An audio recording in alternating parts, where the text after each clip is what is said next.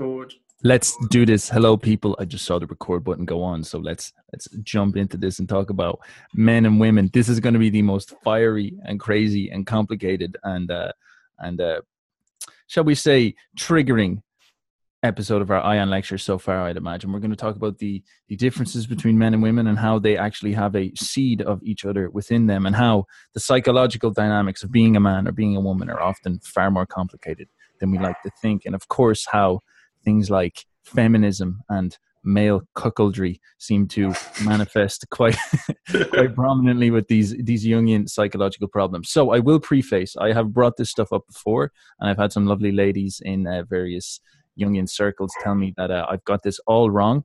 And to be honest, maybe I do, but what I have to say is that we are going to be approaching this from the viewpoint of biased young men, and so we may interpret Jung wrong, but we're probably going to give a fresh and, you could say, insightful perspective into the male mind and how we read Jung. And I feel that the Jungian circle is very dominated by a feminine approach to it, and surely there's nothing wrong with that, but we're going to give our more, shall we say, based interpretation as young dudes. So take that grain of salt when you're looking through this, but hopefully we'll give you an enjoyment. And if you do get triggered, write down in the comments, take it all out on us. We'd love it. We'd love to see it. So, well, no, take it on Stefan, not on me. Thank you very much. Specifically on James, right? Just write, you English fucking chauvinist, yeah.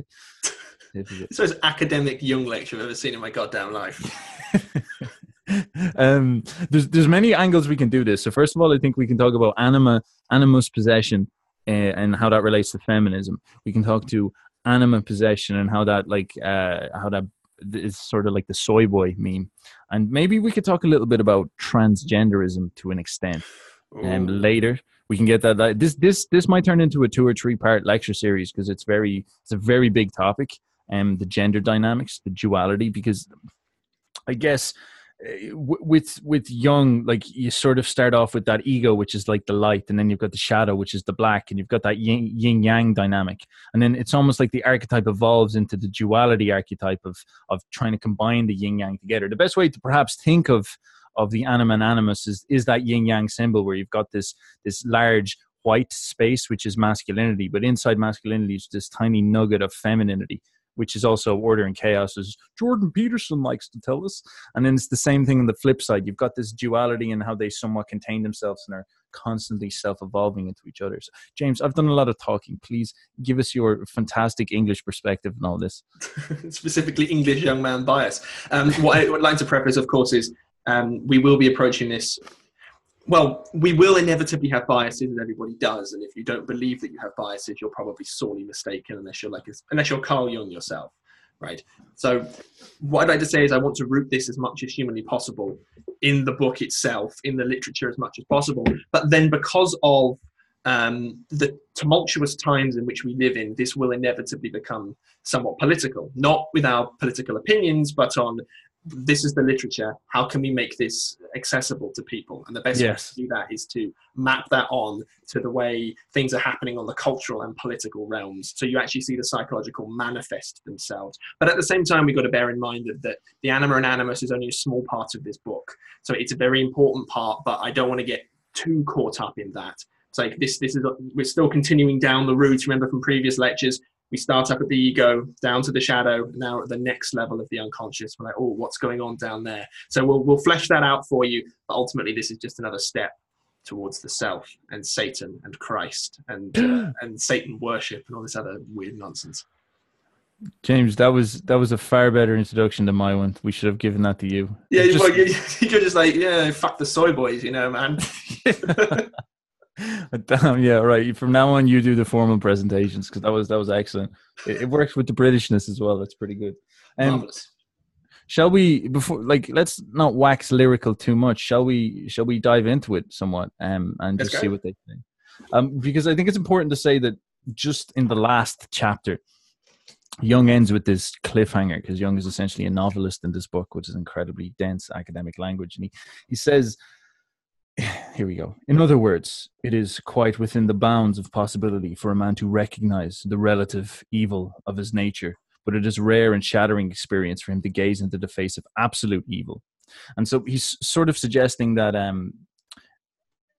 there is this illusion that hides us from the truth, and the shadow is almost like the curtain that you pass through. And then in the start of the third section on the anima and animus, he calls the anima and the animus, he calls these the projection making force, which is very interesting. That's a very weird and technical idea. It's this idea of it's almost like the shadow is that curtain, and it's like the woman is it's almost like the shadow is part of this woman's dress, and this woman is the anima. And once you enter through the shadow, pass through the shadow, you enter into the unconscious. And from the shadow, from this dark, weird, mysterious place in the dark jungle, you will find the woman who is like the lord of the jungle, or the magic priestess or something like that. And that's a very important idea to get your head around, because Jung is essentially saying that it's not like you can just skip to the anima. It's like, oh, I want to work on my anima and all that. He says you have to really confront yourself a lot. And to speak of the hero's journey, I kind of feel the very like typical path for a young man is to grow up with his ego and try flesh the ego out as much as you can. And then eventually you'll have to face ideas like humility, face ideas like perhaps the nature of his own brutality and stuff like that. And through that, he will develop a relationship to the things that are opposite to him, such as the yielding forces of the feminine. And that's when you start to learn about this is how you connect yourself to the anima somewhat. So James, thoughts? I think we should crack on with the book. Okay, let's do it. Sir, with your non-dyslexic beautiful English voice, please read. All right, so this is chapter 3 of the book. If you're reading along, page 11, of course. This is called the syzygy, the anima and animus. What then is this projection-making factor? The East calls it the spinning woman, Maya, who creates illusion by her dancing. Had we not long since known it was from the symbolism of dreams, this hint from the Orient would put us on the right track.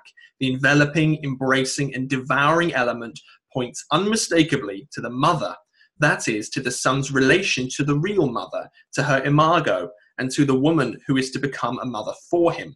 His eros is passive like a child's. He hopes to be caught, sucked in, enveloped, and devoured. He seeks, as it were, the protecting, nourishing, charmed circle of the mother, the condition of the infant released from every care, in which the outside world bends over him and even forces happiness upon him. No wonder the real world vanishes from sight! Exclamation mark. You got any thoughts, sir? I have a lot of thoughts, dude. I'm going to take a huge deviation here. So there's in order to assist my memory, I'm going to, of course, we could talk a little bit about Maya and the Buddhist conception of Maya.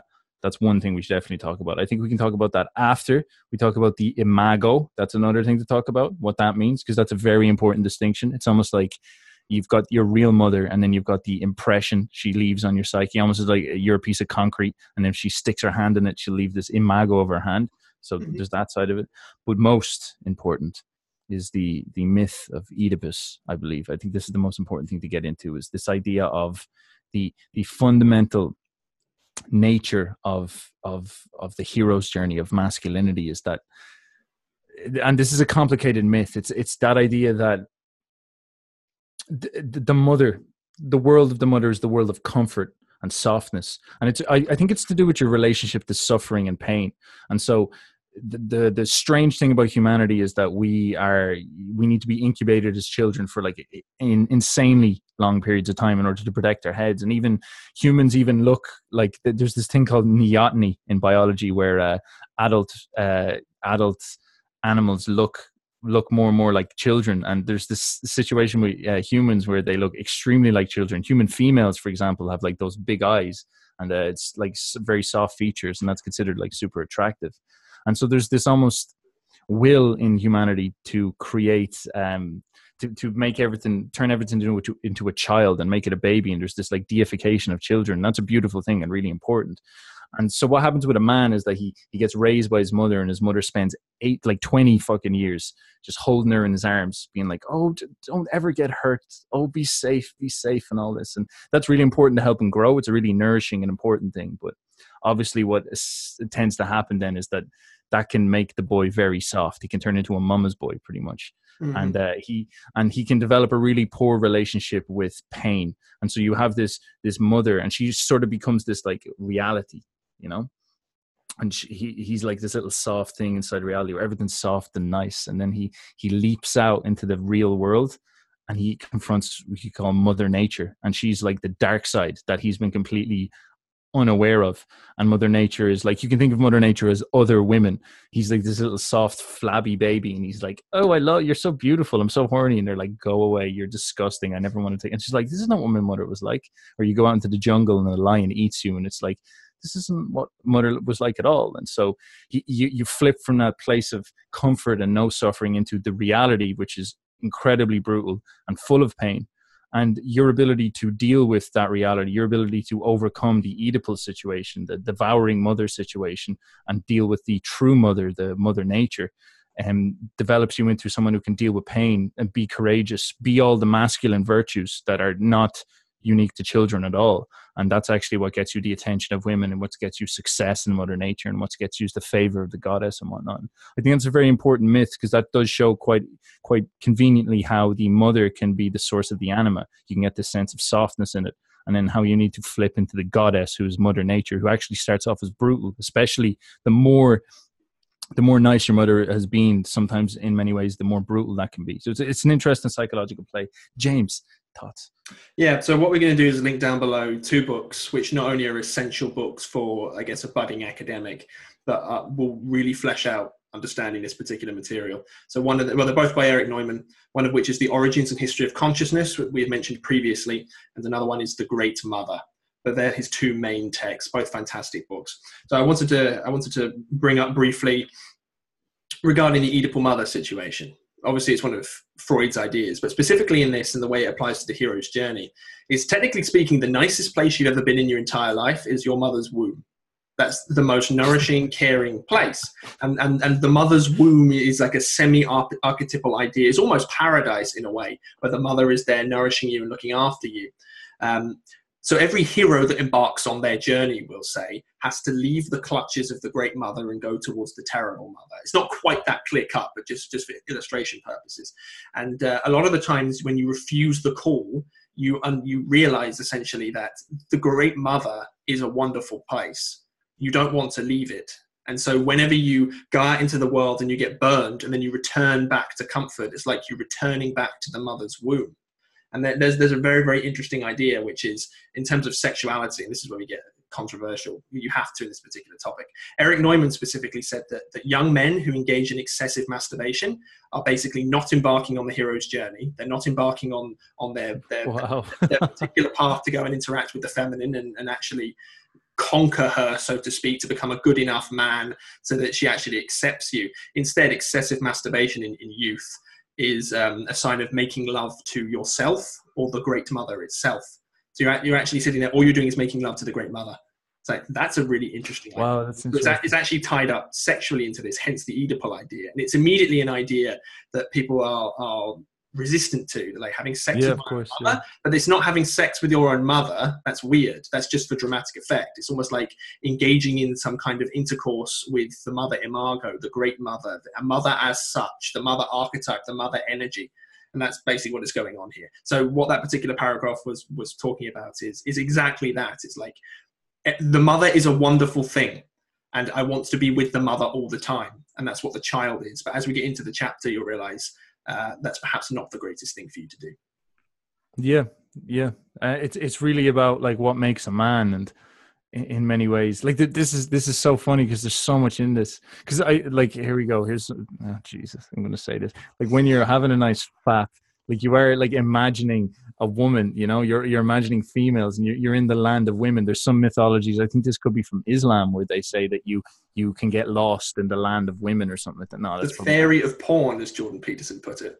The fairy of porn, yeah, that's it. Yeah, you get lost in this dream world, and in many ways, that is actually worshiping the goddess. You know, you're doing a little bit of prayer and visualization and conducting a ritual, and it's like that is that sense where you're that's a hallucination. And I guess this is what we're getting into, this idea of a projection making factors, that you're somewhat not in reality at all. You're not out there talking to an actual woman. You're out there imagining, you know, the perfect shaped woman, and like she doesn't talk much usually. So it's like this type of idealized, young man's anima, exactly how he'd like ladies. And then it's like when you go out into the real world, and it's so much more messy and complicated, and even like the factors are so much, it's more fleshy, and touch comes into it more and all that stuff. And that is a perfect example of it. Yeah, it's that low resolution, perfect reality versus real reality, which is better in a weird way. Yeah, there are multiple stages of confronting your anima, and one of them is that the very first stage of it is like Eve from Adam and Eve, and it's like purely the sexual dynamics of it, where it's like the woman isn't her own individual. It's like she purely exists as sort of sexual satisfaction as such. It's like I will project that, or my unconscious will project that. I will carry out a ritual to worship her and to engage with her, which is basically sit down and get yourself some tissues and some hand lotion and open up your favorite website. You will engage for a set amount of time, and then you will finish the ritual. You know, and that's getting slightly crude, but that is exactly what it is in the modern times. And that's what we're trying to do with these lectures, I guess, make it so you're like, oh shit, that's what you mean.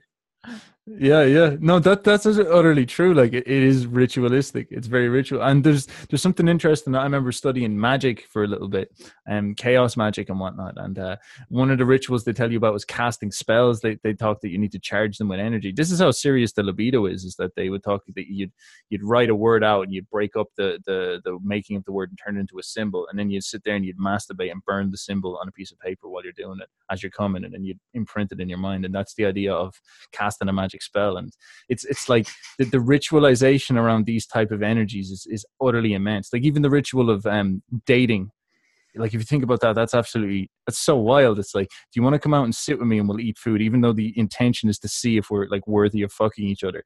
And it's like completely, it's like, this is what we do. And then it's like the whole ritual of the dance of seduction. And like, if you could even call it that, it's almost like trying to figure each other out. And it's like, all right, is the mood right to like make that move? Is the going for the kiss and all that, and all the stuff has to work. And it's really magical. And when you engage in it, like obviously it's like irrational from back here, but when you engage in it, there's something incredibly intoxicating and like beautiful and enjoyable about it. And it's there's some really, I don't know, it's really interesting how strong that ritualistic power is. Definitely. To avoid getting too sidetracked on sex magic, maybe we should move on so we do more than half a page in half an hour. Yes. Sweet. Okay. This is big page. Like we've got Oedipus, Imago. I'd love to talk about the Imago a little bit more. What's your thoughts on that? Oh, so this is funny because Jung talked about the God image, for example, rather than God himself. The Imago, as far as I understand it, it's the way your unconscious likes to latch onto things. It will take a particular subject and it will project certain things onto it, and it will identify with that. But the Imago is like, Dali, as you said, it's like an imprint on the unconscious. It's almost like mother as such. It's like an archetype thing. It's not your actual mother. She's like a representation of it. So she's like part of the divine feminine, but there is the divine feminine as such, right? Yes. Yeah, and I would relate it back to that idea of even like if we're going to continue with this FAP metaphor, you've got the world of dream women and the Eve impression. You know, like as you said, it starts off as Eve, it moves on to Helen of Troy. She's more of an individuated person. Eventually, you get to Mother Mary, who's like a sacred mother. And the same with women is you've got Tarzan all the way up to like Hemingway. And then you've got like a guru, like who like hangs out there in his big long beard, like Jung himself. And so the anima starts off with you imagining Eve, imagining these it's just purely sexualized and image based and visual, and it's like getting yourself off. But that's like an image, but the real woman is like all of this stuff layered together. And you can make that mistake of obviously never interacting with the real woman. You can kind of only interact with your dream, your imagination. And as that is there, that's what evolves. So it's a very interesting idea because this is the Imago, this thing that you're focusing on. And this is imprinted into your psyche. And there's nothing really you can do about it. It always will be there, but it's important to see how that character develops. And I guess this is what Jung talks about as it's an archetype, and how it shows up in your dreams is that it may start off at certain stages almost like your Eve-like character, but eventually she might evolve and then appear to you like Virgil, or is it Virgil, or is it Beatrice in Dante's Inferno, where she calls him on. Yes. That's a really interesting thing, is how that Imago might go from being super sexualized to being somewhat more mystical, we'll say. Yeah, it becomes more spiritual. Yeah. I guess, which becomes more sophisticated, which makes you think like a lot why young men are so obsessed with sex, perhaps, is that's the particular form that their anima takes. But it's like the older you get, the less that appeals to you, right? And how much of that is purely biological and how much of that is the development of your own unconscious and you integrating that into your psyche. It's interesting, yeah, because as I said, Jung didn't expect people to individuate until they were like past 40. And so individuation, although he didn't say you can't start this process when you're younger, he said many young men came to him and he actually made a lot of progress with them from doing this stuff. But he was saying that it's almost like the first half of life is about vividly engaging with the libidinous energies of life, like Freud's side of things. And like, what is the better metaphor than just pure sexualized energy? That is sort of the point of life, like fundamentally. So there's something very fascinating about that. And before we move on, then, your thoughts on Maya from the Buddhist myth? My thoughts on Maya. I don't have too many thoughts on Maya, to be honest.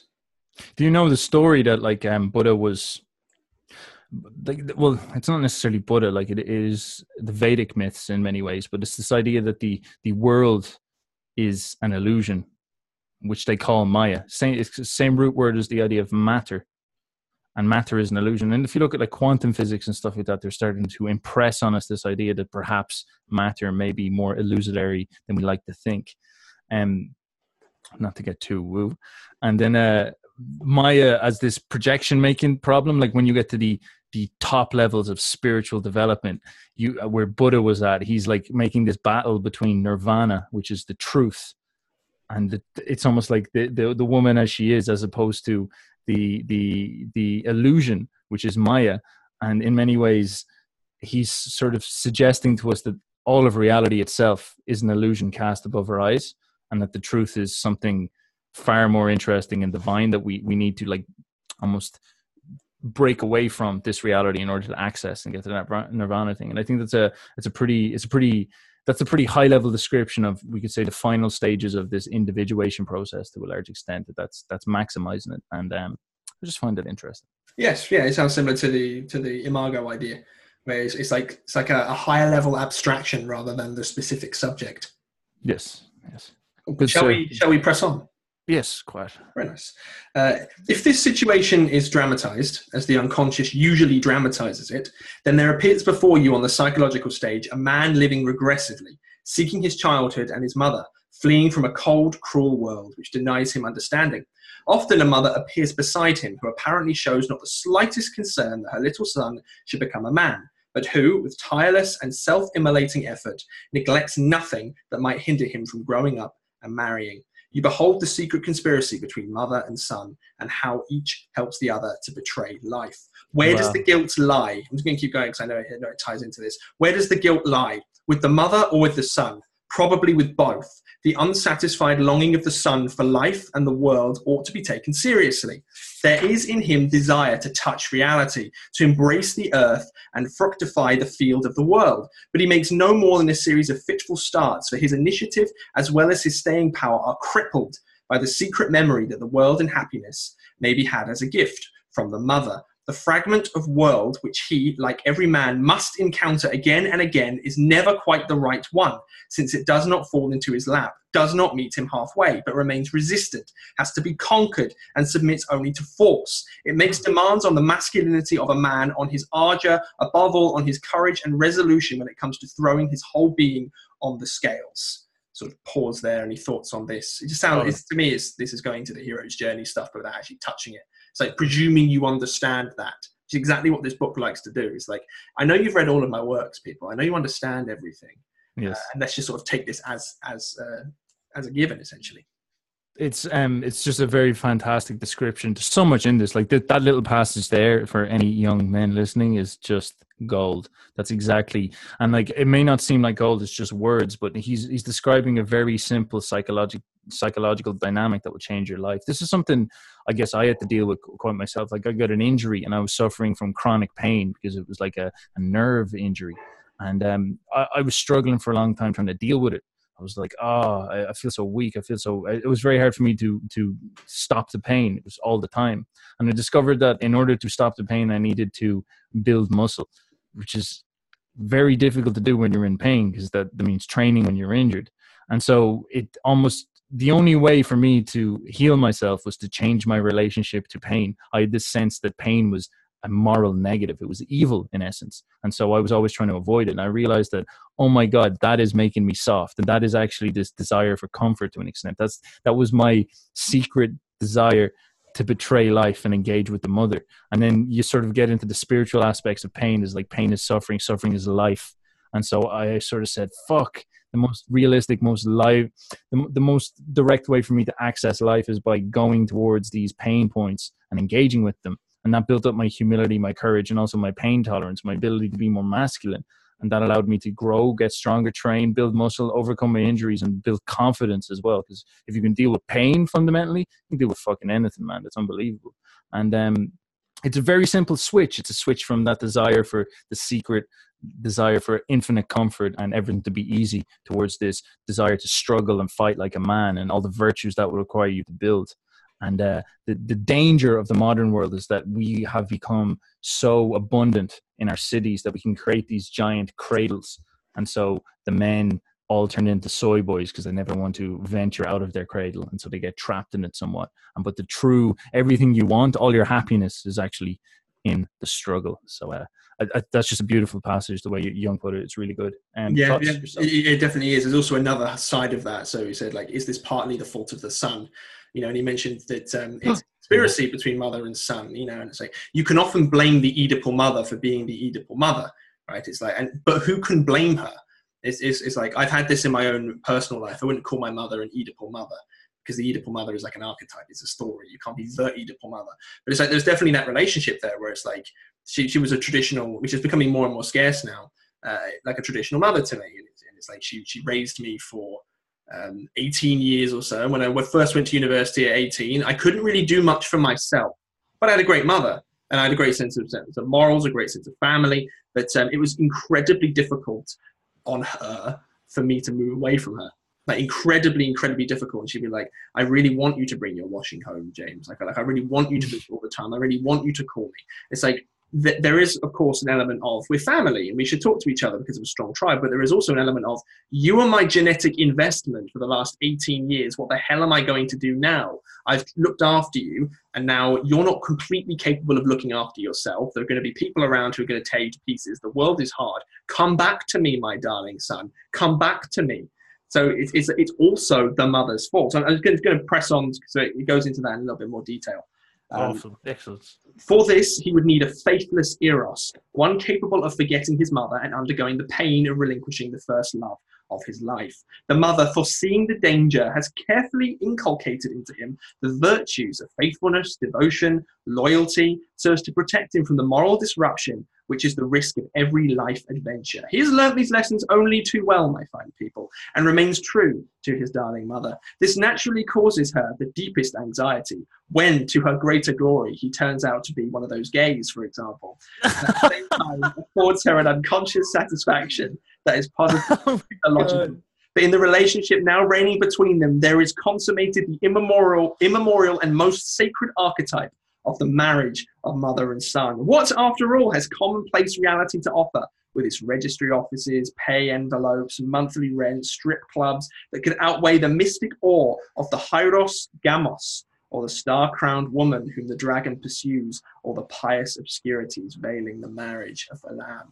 She's like, he's talking in normal language and he has to go into metaphor because it's fucking Jung, isn't it?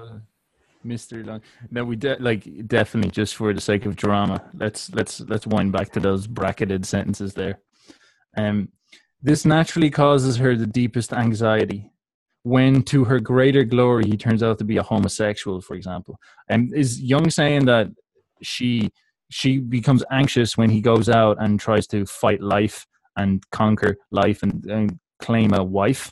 And that is this war in order to claim, and that's why you can often see a tiny seed of resentment between mother and wife, and between mother and son's wife. It's always like, oh Jesus, here's my in-law type situation. And so is he suggesting that when he comes back and he's like, Mom, I'm gay, she's like, yes. Yes, and this is where it gets really weird on the psychology, because it said, what was the specific line? I don't want to. Because that would be the marriage of mother and son.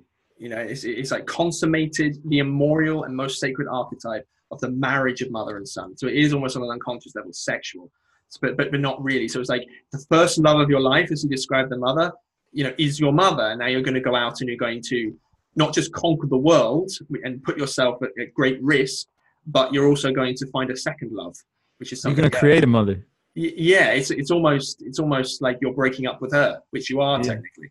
And we don't want that. We'll say the mother doesn't like that very much. I'm sure there are other things to it. That to me seems to be the most obvious reading from that. It's like, well, the homosexual doesn't do what? Doesn't go out and sleep with women, or doesn't form a family.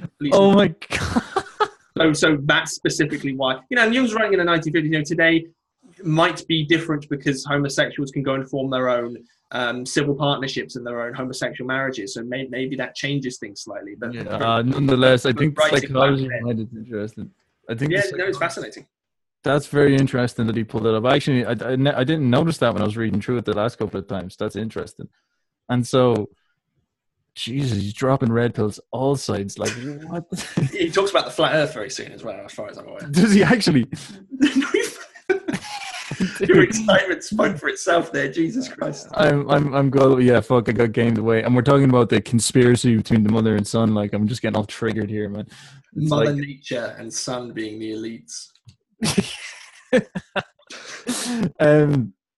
That is crazy, because that would make sense then, is that like she wants him to portray life secretly, and so when he comes back and he's like, I'm homosexual, she's like, damn, yeah, that's it, sweet, so you love me and you'll never love any other woman apart from me. And there's this thing among Italians, there's this common saying where a man will never love his woman as much as he loves his mother, and there's almost like women are always like really angry at Italians for that, because they're like they're this like deification. The Virgin Mary is like their mother in some sense, and so there is that little bit of it's not necessarily like sexual, but it's like apage, I think the Greeks call it. It's like that one of the most noble forms of love, but it's like true devotion in a way. And what's interesting about this then is Jung is suggesting that on some level you actually have to break that love. You have to say, no, mom, I'm not going to call you all the time. No, mom, I'm not going to be your little designer baby. I'm not going to be your friend. And that's a really harsh thing, because it's like, why would you do that to your mother? But it's sort of like, in some sense, you need to do that to break free and maybe return and fix it. And that's me projecting somewhat what my life experience is like. Like, I left home when I was 12, so I had a pretty harsh break with my family. And it was like, for a long time, I didn't really speak to them at all. And then I slowly built it back up later on. But I really felt like, I really feel the boundaries are well defined, and it's clear that I'm a man. And it's very, I don't know, it's a very good relationship, I feel. I really enjoy talking to my parents now, which is interesting. And that last thing on the homosexual thing, I'm focusing in this way too much. People are going to fucking get so. No, I actually do think it's key. I'd like to actually add an extra thing. So he said, turns out to be a homosexual, for example. So there are other examples. I think basically what he's putting in a specific to cover for people who are naturally not tendent or not capable of engaging on the traditional hero's journey. So meaning, that doesn't mean homosexuals can't engage on a hero's journey, but generally the George and the Dragon myth, for example, is you get the girl. So and the girl being feminine relates back to the mother imago. So you could also throw in there people who are probably severely mentally disabled, people, that type of thing. So generally you can see like the mother with her disabled son, and the disabled son never leaves the mother's side up until he's like 35, 40 years old. He remains with her. So I think you could replace the same thing. And if anyone listening to this is immediately triggered by some kind of fluffy language, it's like, no, stick to the psychological literature. That's why I'm not deviating too politically. It's like, it means those who naturally do not engage on that traditional path, because that traditional path has been the norm for all of humanity, therefore has embedded itself into our collective unconscious, because it has evolved cross-culturally over thousands and thousands and thousands and thousands of years. And what's interesting as well is that like what we're talking about here is necessarily symbolic. Like, it's like the woman is symbolic of the feminine world, of the world that you conquer, of the world that you achieve. That's what the mythology is. And so Jung is sort of suggesting that in many ways that this is the drama that plays out in your head. Like, you go out and you fight the world. And so the mother's drama, and this is a hard thing for us to understand because we're lads, but like the mother's drama, she has this like little perfect child, and it has to go out and get broken And she's like, oh, fuck, I have to go let this kid run out the door and get destroyed by this earth. And I've been taking care of him for the whole time. And in a weird way, the destruction, the breaking, the ripping apart of the child is performed by another woman in the weirdest way possible inside the mother's mind. A younger, hussy. It's like, oh, bitch. But then when he comes back with a almost like a brother, like a replication of himself, so what he's done is he's like created 2 incubated children. She's like, yes, I've got now 2 gays. Boys, like, that was a Freudian slip. You're making it seem like the mother just wants a collection of homosexuals to keep in. Oh man, yeah, that's pretty much what I'm saying. Like, let's just get it out there, man. That's the conspiracy, man. And like, so I guess what I'm trying to layer on top of that is that it's very interesting in our time when we can definitely make a solid argument that the society, the city, the economy, the whole infrastructure has become more Oedipal. This, like, you've got safe spaces in college nowadays and stuff like that, and everything has been more focused on making things more comfortable and less dangerous and less lifelike in many ways. If you think the more comfortable, the only way you can make something comfortable is to remove nature from it. You're getting rid of Mother Nature. That's very interesting to suggest in there, is that like, all right, we'll make these lovely little cities with these nice soft dead wood things all around them. And there's something to be said for things being comfortable. That's one thing. But when people talk about the feminization of society, as people often do, and you can definitely see traits of that, for example, in safe spaces, or you can't say mean things to each other. You can't throw snowballs at each other. It is the feminine as such becoming very dominant in the minds of people. It's like protection and maternal instinct, looking after, caring, kindness, traditionally feminine roles. That's dominant. And that's what's most important. And that's what you can see. That's a reflection of this great / terrible mother idea coming down. Yeah. And what's more interesting about that is that there's been a huge rise in the prominence of homosexuality. People have become like super obsessed with that, and it's starting to get celebrated in culture to like a massive extent now. And what's really interesting is how that correlates with this arrival of the Great Mother. And also then you've got these people who are mythologizing this is the time for God to die and for the Great Mother, the goddess, to be pedestalized now instead. So you've got all these things working in together. You've got the Great Mother getting pedestalized on the super mythological level, God and the Great Mother and Mother and Earth becoming worshipped for the sake of the environment. Then you've got the feminization of the giant cradles. Cities are like giant cradles, and they're becoming softer and softer. And then within that context, men are becoming less heroic. They're becoming less masculine. They're becoming less in touch with nature.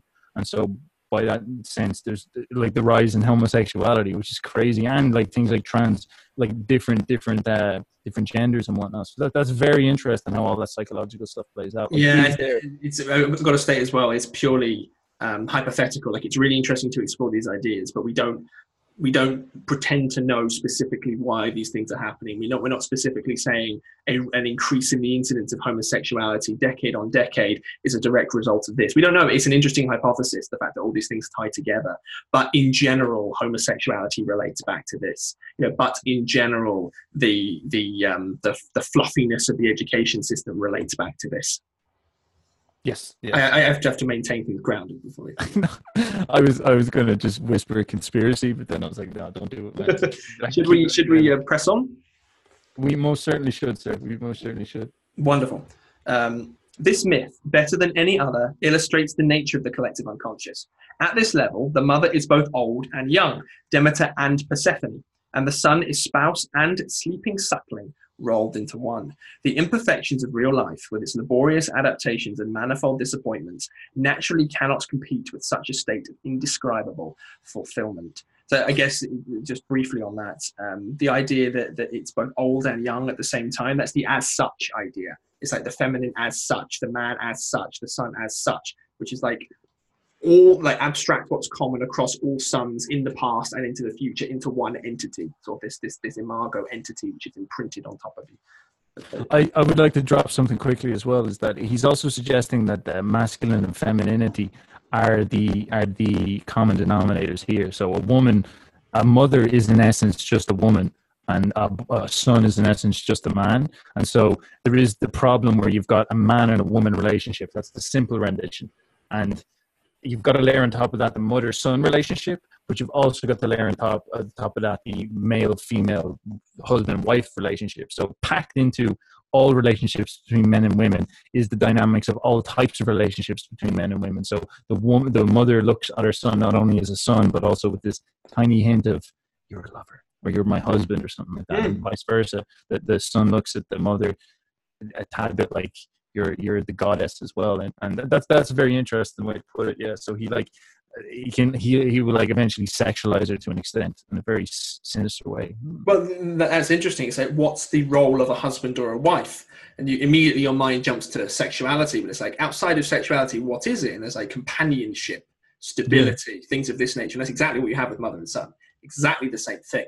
It's not a spousal relationship because it's not equal. There's defined hierarchy and roles within that, but they both feed off of each other. But and then whenever the sexual element comes in, that's generally considered taboo and pathological, of course. But I shall press on with this marvelous work of literature. Yes. In the case of the son, the projection-making factor is identical with the mother imago, and this is consequently taken to be the real mother. The projection can only be dissolved when the son sees that in the realm of his psyche there is an imago not only of the mother, but of the daughter, the sister, the beloved, the heavenly goddess, and the chthonic Balbo.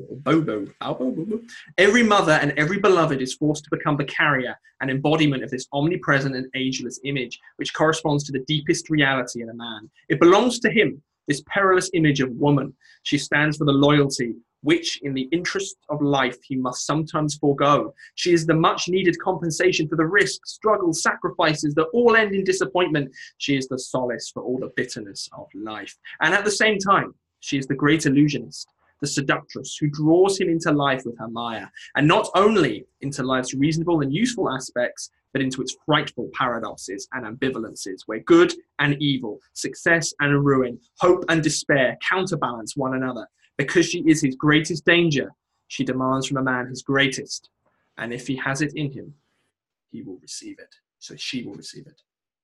That's, man, Jung's usually quite a dry writer, but this is some good shit, man. Holy shit. He's like describing. It's almost like he's acting out the dramatics of the collective unconscious. If that acts in like a drama form, he's almost writing in a drama form. He's not writing it purely as a commission. He's adding the emotional weight, which I think in either lecture 1 or 2, he talked about that you can't just analyze things purely with the scientific method. There's also emotional weight to things. Maybe that's what he's trying to do here. He was bored and he was old and sick. I don't know. He's just getting a bit of a kick out of it. This is his form of fapping, imagine. It's like this is more abstracted fapping rather than his anima must be really developed now, so he's fapping to Sophia with writing like that. Whereas we're stuck. We're like, young men are stuck all the way back in this Eve-like situation. Imagine Dante at the beginning of Dante's Inferno. So Dante found himself fapping to Beatrice. And then Beatrice came down. So Jesus Christ, man! Like Freud did have his suggestion that the all great works of art and creation are simply sublimation. So you take the ego, the libido that starts on the lower chakras. This is the lower anima, if you will, and then Freud went celibate, and then he charges up that energy. He goes no fap, and he charges up that energy, and it rises up the chakras, and then bursts out your mind as like great creative works. And did you say, was it you who said this, or did I read this somewhere else, where Freud decided he wasn't going to have sex with his wife anymore? Yeah, imagine that conversation at 40 years old. He says, yeah, me and you are never going to have sex again because I need it in order to write Civilizations and its discontents. Which is a good book, to be fair, but I don't know if it's necessary to go on NoFap to write the great works. Yeah, wow, yeah. Like that is very tyrannical in his poor wife. Oh my God, imagine that situation. And this guy was supposed to be a psychologist as well. Imagine that stuff. He was like, surely that's going to send her insane. Maybe. I mean, it's written into the marriage vows, but maybe you have to break the rules if you're going to become part of the Western canon. Who knows? See, Freud was already part of the Western canon at that point. The fucking mad bastard. But yeah, that's what he did. Like that is an example of him. Like at least he's being consistent and saying, if I want to create something everlasting and live forever, if I want the libido to turn into an immortalized piece of literature, what I'm going to do is stop the libido expressing itself in its lower form, its lower anima, and move up into Sophia. So that is sort of what they're doing. Like it's very interesting. Nonetheless, to ground myself to the text here a bit, the reason why I find this so capturing is because it's describing in mythic depth the relationship between men and women in the sense of the reason why men go on that call for the hero's journey. You know, it's like it's like all those paradoxes wrapped up. It's like the great boon that it is to have a woman, but also like the incredible struggle it is in order to make yourself a man worthy of having a woman. And then there is that dynamic of women being like this nourishing and like, you know, solace from the bitterness, as they say, but also like she can like rip your heart out as well, and she can be like frustrating and difficult and annoying and like a problem towards you reaching greater success. And there's all this massive dynamic of that feminine masculine relationship, and it's utterly beautiful. And it is essentially, it boils down to the irrational call to life, which is something that I guess, like, as someone who's very artistically orientated, like, absolutely I am enamored with. I love it, and I think it's so important. And I find a lot of people, a lot of men specifically, get very caught up in the rational way of looking at things, and they miss out on this a lot and don't realize just how insane reality is, and what it's actually calling you is to take part Dionysian like in that insanity, because it's almost got a righteousness, a sophistication in it that you don't see. And Jung is almost pulling the veil back in that and saying, this is how it makes sense, trust the process. And it's very simple, but it's very powerful. Yeah, he summed up beautifully all the good and bad things that the feminine as such does to the masculine as such, which is very, very interesting. And the way young men usually look at the feminine, especially in today's political world, it's either feminine is God, like you get with the male feminist types, or simply you have the more MGTOW types who become bitter and they only see them as bad. And so what he's doing here is like the feminine is a beautiful thing that the masculine is naturally drawn towards and chases, but will also tear you to pieces if you're not everything you could possibly be. And that's the great mother, terrible mother dynamic, because it says because she is his greatest danger, she demands from a man his greatest. And it's essentially hinting, like, and you can take this as self-help if you want to, and you remember watching this, it's like, if you want to have the best relationship possible with the feminine, which you naturally you have to be completely and utterly together. Like, you have to be completely and utterly together, it will tear you apart. Yeah, this is a very, very interesting thing to dig into, because in the modern age we're suffering collectively from an inability to grant the feminine its dark side, which is just so stupid. Like, that's going to destroy us, I'd say, if we're not careful. So like all archetypes have a dual. No, all archetypes are nuanced and they have a complexity to them. They can have both a dark side, a light side, and even an ambivalent side. You know, there can be many sides to it. For simplicity's sake, I'm just going to stick with light and darkness here. And the Great Mother, for example, the incubating goddess, has a bright side. It's obvious. She makes it comforting and it gives you the ability to grow. You need that. So she can do that on one hand, but on the flip side, she can flip into Mother Nature, which is her dark side. And in many ways, the incubating side of her makes you, like, softens you up to be eaten by Mother Nature. This is why we can say the dark side of the incubating one is even more complicated, because it's got, like, you know, you've got the incubating mother, and then the dark side of that is the devouring mother. And then you've got Mother Nature, which is the dark side of this goddess, who's like, Mother Nature is the ruthless, slaughtering Mother Nature, but also in many senses it's almost like she's like the weights room. She makes you stronger. She makes you worthy. She's also all the boons, all the fruit, all the beautiful women, all the success, all the abundance of life. She also creates you too, Mother Nature, because you come from Mother Nature. And that's it as well. It's like super important to understand that. And so there is this sense that there's incredible amount of duality, evil, paradox, strangeness, and complexity in all these things. But fundamentally, the thing that unites them is the nobility and the righteousness of the energy, of pursuing that energy, and the struggle as well. And yes, you do get people, it was so interesting, you get these subcultures that are psychologically attached to one version of these archetypes, and then they start to incubate together and create an echo chamber. You get the guys who are a bit too MGTOW, and they're getting little bit bitter, and then they're all like, oh, all women are evil. And then it's like, just they're speaking to one side of women. And then there's like a load of people who are like, you know, male feminists. It's like, oh, the goddess. Yeah. Why does she fuck the bad guys all the time? It's like that type of situation. Yeah. So it's very interesting. I hope the way we're approaching this text is useful to people, where we could purely stick to, I mean, you could technically read the book yourself, right? And it will tell you things, but to try and relate this to real life and to try and resonate with different parts of your psyche, your lived experience, I think it should be very, very useful. But I shall press on in my marvelous received pronunciation English accent. Yes, quite. Very, very well trained. Marvelous. This image is my lady soul as Spitaler, I think it's pronounced Spitaler, though I've only read these words. I don't know how to pronounce it. Spitaler, which is disgusting. Oh, who's dyslexic now? as Mr. Spit called her. I have suggested instead the term anima, as indicating something specific for which the expression soul is too general and too vague. The empirical reality summed up under the concept of the anima forms an extremely dramatic fucking content of the unconscious. It is possible to describe this content in rational, scientific language, but in this way, one entirely fails to express its living character. Therefore, my friends, in describing the living processes of the psyche, I deliberately and consciously give preference to a dramatic, mythological way of thinking and speaking, because this is not only more expressive, and I do love a bit of expression now and again, but also more exact than an abstract scientific terminology, which is wont to toy with the want to toy? Want. Jesus Christ, I'm autistic today. With the notion that its theoretic formulations may one fine day be resolved into algebraic equations. This is very interesting, because Jung says that this is where we start getting in. That's a great passage. That's essentially describing what I was talking about, how there is this sense that you can try rationalize it. You can try break it down into the logic. You can try make this little graph where it's like good mother, bad Oedipal mother, mother nature, devouring mother. You know, you can make this little graph. It's like it works out perfectly. It's mathematical, James. Like it's obvious, you know. And of course I have to be British for that. And you can get these dynamics. You can rationalize it all you want, but fundamentally, it's a lived experience. It's dramatic. It's about engaging with it. It's about getting in the flesh of life, you could say.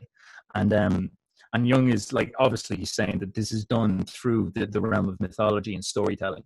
And what's so fascinating is that the artist, that is his role in essence. Like you can sort of give the artist as like Jordan Peterson style. You can say like, this is how the model of the self works, or this is how the model of mythology works. And you can read that and be like, oh, that makes sense. But then the artist could take that and try to turn it into a story, dramatize it. And for some reason, you already know it. This is, I guess, what he means by an archetype. You already know the infrastructure. It's built into you. But when someone fleshes it out, when someone brings it to life, for some reason it captures you. And that's really what he's getting at here, which is fascinating. Yeah, there's different languages of the psyche. When you have a dream, and of course you know this, Stefan, because you're into satanic dream reading. When you have a dream, it speaks to you in symbols, and it doesn't really make much sense. And then you wake up in the morning and you write down what happened in your dream, but the words of the dream don't quite reflect what actually happened. They're like a translation. They go through like a filter. And actually what your conscious brain will want to do is try and shift it to make more sense to what you're currently aware of. But the anima and animus can never be truly, fully realized. They exist beyond the veil of ego comprehension, more or less. You can understand it intuitively to a large extent, but there will always be that lost in translation issue, I suppose. Yes, very interesting. Press on, good sir. Yes, my drunken Irish friend. The projection-making factor is the anima, or rather the unconscious as represented by the anima. Whenever she appears in dreams, visions, fantasies, she takes on personified form, thus demonstrating that the factor she embodies possesses all the outstanding characteristics of a feminine being. She is not an invention of the conscious, but a spontaneous product of the unconscious. Nor is she a substitute figure for the mother. No, my friends. On the contrary, there is every likelihood that the numinous qualities which make the mother imago so dangerously powerful derive from the collective archetype of the anima, which is incarnated anew in every male child. Oh, wow. Okay, that's an interesting thought. Yes, that is quite an interesting thought indeed. However, I think it makes perfect sense on its own. How do you mean? I'm not sure how I can expand on what Jung said. I think that was a perfect. Well, is he saying that? He's saying right there. He's saying that the anima is rooted in the male psyche, and is he suggesting that she's not a substitute for the mother, so you can't gain nourishment off your own anima. You can't just sit there and imagine. Like, do you know what I was saying? You fat to Eve, and then eventually you start to sublimate your celibacy into the civilizations and disconnect and worship Sophia. And he's sort of suggesting that you can't gain that nourishment off the anima of Sophia like you would off your mother itself. Is he warning against that? Well, certainly you don't get physiological nourishment from a psychological concept.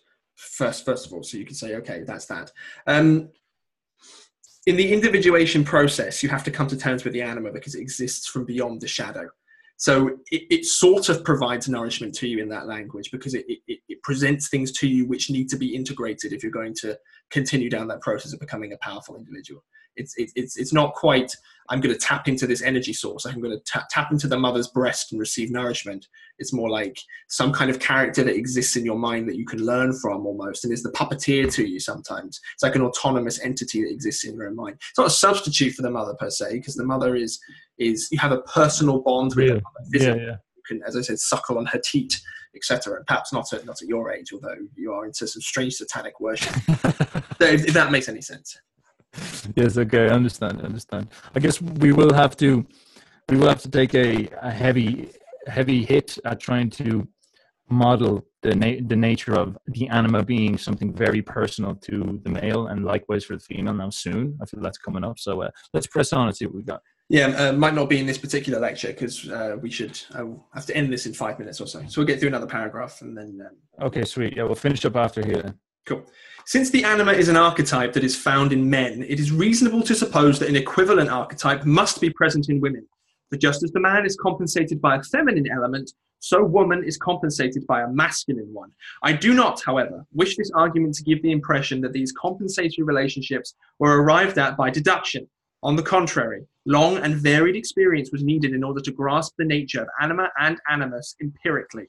Whatever we have to say about these archetypes, therefore, is either directly verifiable or at least rendered probable by the facts. At the same time, I'm fully aware that we're discussing pioneer work, which by its very nature can only be provisional. That reminded me so much of like when you want to do a video on the flat earth and you've got to do a disclaimer at the front. You're like, we don't necessarily believe in the flat earth. It's like, but of course, where we're playing around being semi-trolls, right? Jung's actually like, I know you're going to attack me, scientific community, calm the fuck down.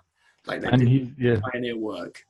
And the difference is, like, he spent, 40, 50 years studying people's dreams, whereas we've, like, never even studied it. Like, we haven't gone out with telescopes. Well, I haven't gone out with telescopes and checked out to see if the Earth is flat or anything like that. Well, YouTube exists. People can look up the flat Earth truth. Again, I'm joking, people. Just adding a touch of jovial wit to your day whenever you have watching this. Look at the Englishman making jokes. It's so jolly. English comedy is the best comedy, by the way. No, it's not. Irish comedy. Dylan Moran is better than all Englishmen put together. You could actually just like abstract all English comedians into like this animus and show it to women, and they'd puke, and then you'd show the Irish animus, and they'd be like, "That's so great. That's the best one I've ever seen." Go watch the Greg Davies series Man Down on Channel 4. It's the most obscure shit you've ever seen in your fucking life, and it's hilarious. There is some good English comedy. I think it's mainly the people with Irish genetics, though. God's sake. Let's close on this, and we'll just briefly talk about the dynamics, perhaps, of the animus. I'm going to drop some dynamics in the animus as I understand it. For example, there is this common study, funny study that came out there a while ago, where they took the aggregate of all romantic, erotic fiction that women read. So this is interesting. First of all, is that women are actually very stimulated by reading. This is actually a big deal. Like men don't read books to get off. They sit in their imagination and like visualize stuff, which is or they watch porn, which is interesting. Whereas women will. So it's either read Jung or watch porn. That's what men do for fun. So you're suggesting it's what men. So either men watch porn or they read Jung. Yes. In order to have fun, they do one of the two. That's pretty much. I hope I'm not telling you my life. Like. But like women are apparently like more word stimulated, which is interesting, because even when you wrap up into these more like metaphysical ideas like the logos and stuff like that, you're getting into something very, very strange in that essence, that they would like receive the dream, and then they like that the dream turns them on, the dream stimulates them. And they checked out all the fiction stories, and they found out that there was like quite a common archetype getting presented. It was you're either going to have a pirate or a surgeon or a billionaire, or it could have been... It's werewolf or something. Werewolf, that's what it is. Vampires. Vampire as well. And vampires are innately sexual because it's about sucking your blood. It's like, yeah, really? And that's weird, because I've always tried to figure that one out. Was like, what turns girls on about having their blood sucked? And there's something... Because you like I can see the werewolf. It's almost like you want the animal nature of a man. You want a savage. And you almost want a savage that you feel that you can turn into a man. That's like the Beauty and the Beast story right there. And so you want this like furious werewolf that you feel that you can, you know, under the right moon, you see him for what he truly is, and he's got a noble nature. But like a vampire is like why that's almost like him turning you into him sucking your blood. It's like him taking something from you. That's a weird one. That's almost like a scary thought of like, is that a side of women's psyche where they want that sort of like abuse, or to be, in a way some women always go back to a partner that abuses them or takes something from them. So maybe it's that desire to have something taken from you. I don't know what's going on. I think so. Usually in the masculine and feminine dynamics, the man gives energy to the woman. Yes. Roughly speaking. So that gets confusing. But what Nietzsche thought, I think this was in the Gay Science. He wrote out that, I don't know why he does this, by the way. Nietzsche will randomly start talking about women and then be like, make some really high IQ, crude jokes about women. It's like, what are you doing? But he said that like women wants to be loved completely. She wants to have everything of hers taken completely, which is actually at odds with that original sexual dynamic idea. So it must be some layering idea, but I don't completely understand it. So I think it's that the man chooses her and is going to not only physically dominate her, taboo, but she's also going to completely take her life force. It's like she completely wants to be taken. It's something along those lines, and it's like it's also the integration of life forces too, in a weird way, which is also innately sexual. And what's so weird about this as well is that I've like some of the most feminine women I know, and they're really beautiful souls, but they're the most obsessed with vampires. It's crazy, and they absolutely just love the ideas of vampires, and even they have these like fantasy worlds. It's mad. There's the vampire thing. The billionaire one is always so funny because you have 50 Shades of Grey, so it's like billionaire, super high status, you know, and then he beats the girl. Like it's like oh, of course. And that would be a patriarchal tyrant, definitely. Yeah, patriarchal tyrant. And then you've got the pirate. Like, so what's this? This is the rebel without a cause, the savage. You know, he's almost like he's like that guy who he's like a drug dealer, you know, he's like the thug, he's like the bad guy, he's the archetypal bad guy. Within that spectrum, you're sort of getting this sort of image of an anima, or the same way as we have the image of Eve, they have this image of naughty Adam, you could say. And it's very, very interesting to see how that manifests, because I think that's quite insightful, because a lot of guys, you know, speaking of the male feminist thing, or the soy boy situation, where you've got like guys who are trying to be like, they're trying to nice their way into bed. They're trying to be like, oh, I'll be the nicest guy ever. And then you see what women are dreaming of, and it's like, oh, they actually want, like, in many ways, there's only one of those that are somewhat a respectable character. Well, one or two. You've got the surgeon and the billionaire, and then the rest of them are, it's like a wolf, a fucking vampire, and then like a pirate. Like, are you serious? Yeah, pirates used to rape for fun. Let me just leave that out there without any comment.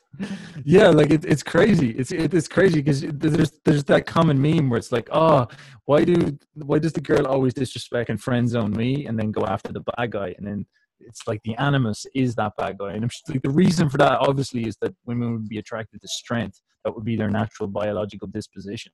And it's like they want a warrior, even if he's a little bit dangerous or evil. They want a warrior over someone who's soft and Oedipal. And it plays into that thing as well. Is that like someone who's Oedipal, like life, women being life, and the psyche of a woman being a representation of Mother Nature, looks at a soft boy and she's like, you're stuck in Oedipus. I am the devouring mother to you. I'm turned off by you. It's just so crazy how that stuff plays out. It's very it's whatever the red pill is, for example, it's like that's where some of its roots arise from, is like pop psychology. That there is some psychological truth between gender dynamics. I'd quite like to close by just briefly summarizing, I guess, what we're going to do and what we're going to cover next time. So we've now entered the collective unconscious, the impersonal levels of the collective unconscious. We've continued our journey, my beautiful friends, and now we're down here and it's a confusing place and we don't really know what's going on.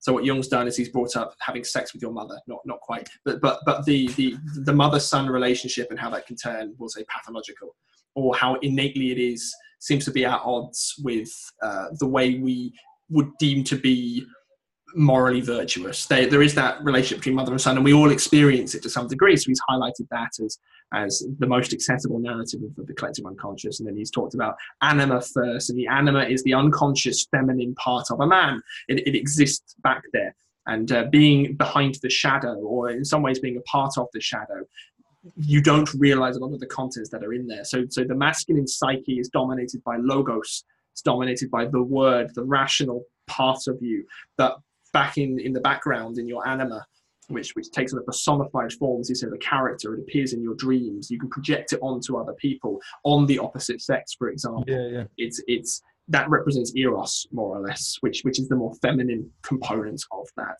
So far, all we've done so far is described that reality, which can be very difficult to understand. No bloody wonder. Probably because most of you watching this are going to be young people. So, and actually you won't have come to terms with all of these contents if you're unconscious yet.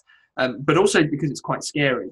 You know, it is quite scary that you have a personified female living in the back of your mind, which is doing things to you. And that's what he's saying. It's like, that's an archetype. That's what it is. And go look up the archetypes of the collective unconscious. They're all autonomous entities that exist in your mind, more or less. Yep. And then next time he's going to go ahead and cover the opposite of that in the woman's mind, which is the animus, which is the masculine element of the woman's mind. And then also our fun part, our favorite part, anima and animus possession, essentially. So yes. What happens when that puppet master goes, ooh, you're mine now, what that looks like. And then in order to demonstrate that most effectively, it would be very difficult not to relate it into the current political realm, which of course would be great fun to see lots of people very upset.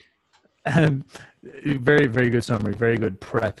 And people should be all hyped. And I guess the last thing I'd like to say is, no, I've actually forgot what I was going to say. I had an idea, but I got too caught up in what you were saying. James, you're too seductive, man. I was like, it's just all the hand movements, isn't it? It's like, I am the puppet master. Maybe I'm your anima. Who knows? Oh, puppet master, something to do with that. Not about the flat earth and the elites, is it? Pretty much people always came up to say that the truth is Jung was trying to say that the earth is flat. And that was like, if you read between the lines. No, it's not even between the lines. Like, all of this book is just psychology. Then you get to the last page, it's the earth is flat. This is what I was trying to say, actually. Yeah, it came back to me there. Thanks. The earth and flat helped me. It is a good meme.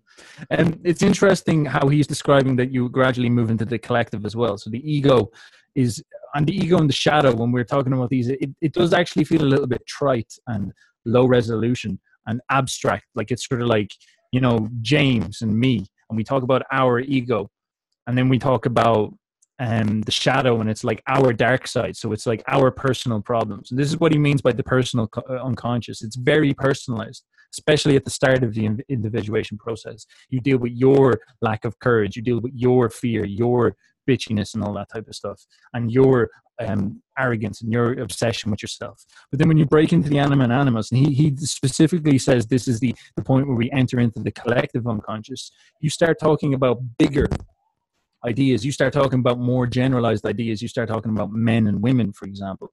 And that's a way bigger concept. And what's very interesting is, as we get into the collective, it becomes even more dramatic, even more interesting, and even more powerful to an extent. And the stories become like super rich here as well. And there's something very engaging about it. And it's because, as we said, we politicize this quite a lot. And I think that's because what Jung is trying to say is that the collective unconscious, the collective psyche, is politicized. Like, our political emotions are triggered by where our collective psyche is. So the more we go into this, the more we'll start to hit on the hard emotions, and this is what will make this so. It's almost in essence a proof of the concept in a weird way. It's like suggesting that, all right, if we say this about this in this type of way, will it trigger a response? And it does, and it's like, wow, Jung was onto something. No doubt. So I do look forward to the next episode. It's going to be awesome. People, thank you very much. Comment down below if you think the earth is flat, and tell us about comment down below if you've got any opinions on the animus. Tell us what you think, and definitely check out James's channel for some practical mythological self-help, and I will link that below. And of course, check out all the books, and much love. Thank you for watching. See you later. Share this with everybody. Bye bye. Thank you. Love you all.